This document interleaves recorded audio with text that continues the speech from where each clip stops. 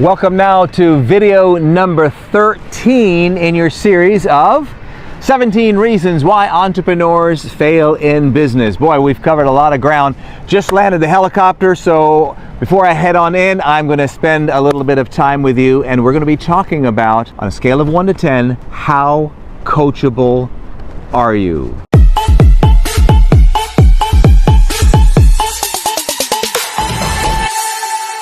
That's what we're going to be focusing on this video. You know, I hate to admit it, that's probably one of the things I had to work on, is becoming more coachable. And if you're not coachable, the problem with that is you get stuck in your own way. And I remember interviewing, you probably have heard of Hawaiian Tropic, right? The suntan oil. I had the opportunity to get to be friends with Ron Rice. Ron was the owner of Hawaiian Tropic. It's a little windy out here, so hopefully the wind is not messing up the audio. And Ron, amazing guy. He literally started his company. He had an aluminum trash can, and he started putting his oils in there, and he mixed them up, and then he would start selling it. That's literally how he started his company. But when I interviewed him, and that interview, by the way, if you have not gotten this program, that interview is in Secrets That My Millionaire Mentors Taught Me About Business and Success. And Ron says there's two things that he looks for in people. And one of those two things is humility, and then he wants to make sure they can be coachable. So if you are coachable, what that means is you're willing to listen and make some changes. Now, here's what's interesting. One of the things I want to caution you, though, of when it comes to being coachable is make sure the information you're receiving from those who are coaching you fits your values and beliefs. Now, not everybody's going to fit your values and beliefs as a coach. There's no possible way that my entire value and belief system is going to fit exactly with yours, and so on. So what part of what I share with you should you listen to? What part of what you hear from a billionaire or a specialist or whatever? Well, the part that you take away is what you want to use within your value and belief system, or maybe make some changes in your value and belief system, because that's one of the reasons you want to have a coach sometimes, is because maybe your value and belief system, which we talked in a previous video, maybe it's really not lined up to attain your goals. So think about the goals that you want to attain. You know, let's say you're at this level, whatever that level is, your value and belief system took you to this level. You're probably not going to be able to get to that next level, whatever that level is, a 10x level, 5x, triple, whatever, with the same value and belief system. So that might have to be adjusted. So when you listen to a coach, there's times that they're going to share things with you that you've got to use some common sense. See, the problem is when you find somebody that's more successful or richer than you are, or somebody like myself that has books or is on TV, in your mind, if you're not careful, you will create a higher status on me or them. And then if you're not careful, you'll listen to everything they say. And then if you're not careful, you'll be a sheep to the slaughter. I remember talking to one person, and they were telling me about, the person that's coaching them. And I said, well, I'd be happy to give you some suggestions as well. No, I'm going to listen to everything my mentor says. That's a person ready to be a sheep to the slaughter. So be careful of that. The other reason why it's so important to be coachable is because you are the picture, I am the picture in the frame. And when you're the picture in the frame, you cannot see things that other people can see. In fact, you think about Mattel toys, they make toys for kids. Well, when they make a toy for a 5 or 6, 7-year-old, they get advice from a who? 5, 6, or 7-year-old. They get these little focus groups, and they'll put 10 or 15 kids in a room that are 5 or 6 or 7 years old, and put the toys out, and one kid will look at this toy and say, "This is so stupid. Why would anybody do this? This is a dumb toy," and they'll ignore it. And they'll look at another kid and they'll ask this kid over here, what do you like about this toy? "Oh, wow, it does this and this." And they didn't even realize that a 5-year-old would really appreciate whatever this and this is.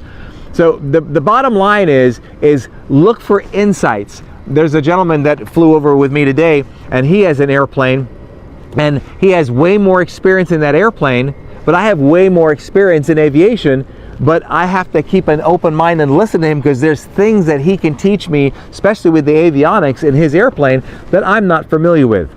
So look with regards to being coachable, to make sure that that person will coach you in the direction you need to go to. Now, in many cases, if not most cases, you want to be coached by somebody who is experienced and been through what you're going through and where you want to go. So let's say you want to go to level whatever that is. It's good to often have somebody who's at that level. Notice I said often, because there are some exceptions. The example I give is, I'm an aviation fan. I'm not a sports nut, but Pat Riley, right? He was the coach for Michael Jordan, and Pat Riley only averaged about 7 points a game. Yet, what did he do? He coached Michael Jordan that averaged, 30 and 40 points a game.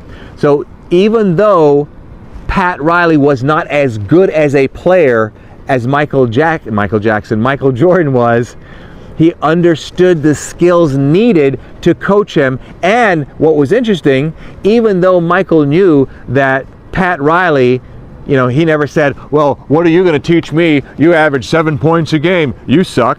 But he knew that he had skills and things that he could teach them that Michael may not have had, and the rest is history. So that's just something for you to look at, because there's times that I know there's people out there that have a lot of experience and wisdom, and maybe they haven't attained some of the things that I want to attain, but I want to listen to them anyway, because there still might be some insight that I might be able to apply. Very, very important. So there you have it. Think about who can coach you. Think about having a coach that has a coach.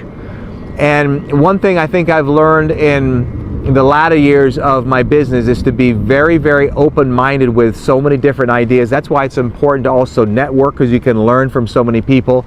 I'm very blessed at this point to have an advisor in my life and some close friends that I can go to and get some ideas or strategies from. Now, I remember one day, and again, I shared this next part with you to encourage you to have common sense when you ask for advice and you get coaching.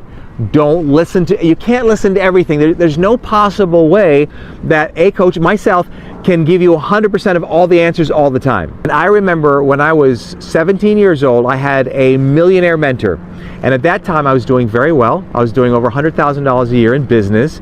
And I actually I was in the jewelry business, and I rented my spot for my jewelry store from him. And due to security reasons, we had an intercom system where before you came in the store, you had to push the intercom, you had to announce who you are and let you in. So if you come in, you're only there for two reasons. One, to buy something, or you're there to rob us. Thank God we never had anybody to rob us. I remember the day he said, Gary, that just was not a good idea. And then later on, and if I had listened to him, I'd have ripped it out. But I just thought I felt more safe, I felt more secure. I think it gave people a feeling of like exclusivity, that they have to, like a speakeasy, right? And he said to me sometime after, he said, you know what? I've changed my mind. I think I like that idea. Now, what I'm saying is, I listened to that man 90% of everything he told me. And to this day, that was decades ago, to this day, his thoughts still and his beliefs still influence my life. But again, just remember, some of the things that don't work for your value and belief system, it's okay for you to disagree. I have disagreed with my billionaire mentor. I've disagreed with some of my advisors, and they can look at me and they have and said, Gary, you're full of it. Why would you do that? It doesn't make any sense. And then I do it and it makes sense, or I do it and I fall on my face. There you have it, right? So you've got to just figure out what's the best path for you. Take as much knowledge and skills as you can from other people, be coachable, and take yourself to that next level, whatever that might be.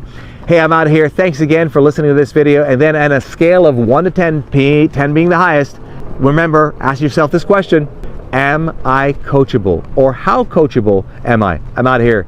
Between now and the next time we get to chat, you know what to do. And if you don't, you do now. Title of one of my books: Don't Let Others Rent Space in Your Head. Have an awesome day, and we'll see you on the next video.